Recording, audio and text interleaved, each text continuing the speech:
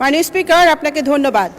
মাননীয় স্বাস্থ্যমন্ত্রীর দৃষ্টি আকর্ষণ করে আমার উত্থাপনীয় বিষয় ফেনীবাসীর প্রাণের দাবি ফেনীতে একটি মেডিকেল কলেজ, সরকারি মেডিকেল কলেজ স্থাপন প্রসঙ্গে। মাননীয় স্পিকার, ভৌগোলিক কারণে ফেনী জেলা অত্যন্ত গুরুত্বপূর্ণ জেলা। গত কয়েক বছর ধরে ফেনীবাসী উন্নয়ন থেকে বঞ্চিত। আমরা এই সংসদে ফেনী থেকে 4 জন এমপি এসেছি, আমরা একজন যোগ্য মন্ত্রী পেয়েছি। আমাদের 4 জন এমপির প্রাণের দাবি, আমাদের ফেনীর গণমানুষের দাবি ফেনীতে একটি সরকারি মেডিকেল কলেজ প্রতিষ্ঠা করতে হবে। ইতিপূর্বে ফেনীতে একটি প্রাইভেট মেডিকেল কলেজ প্রতিষ্ঠিত হয়েছিল। চাঁদা না দেবার কারণে পেট্রোল ঢেলে আগুন জ্বালিয়ে পুড়িয়ে ধ্বংস করে দিয়েছিল আওয়ামী লীগের সন্ত্রাসীরা। আওয়ামী লীগ প্রতিষ্ঠা করতে জানে না, আওয়ামী লীগ শুধু ধ্বংস করতে জানে, কিন্তু বিএনপি গড়তে জানে।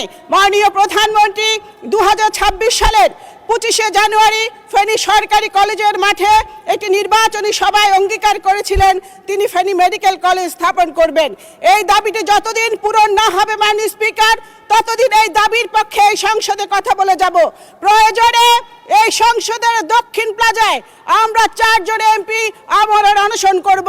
এই বিষয়টি অতি জরুরি বিধায় প্রয়োজনীয় ব্যবস্থা গ্রহণ করবার জন্য আমি আমার অনেক প্রিয় স্বাস্থ্যমন্ত্রীর দৃষ্টি আকর্ষণ করছি।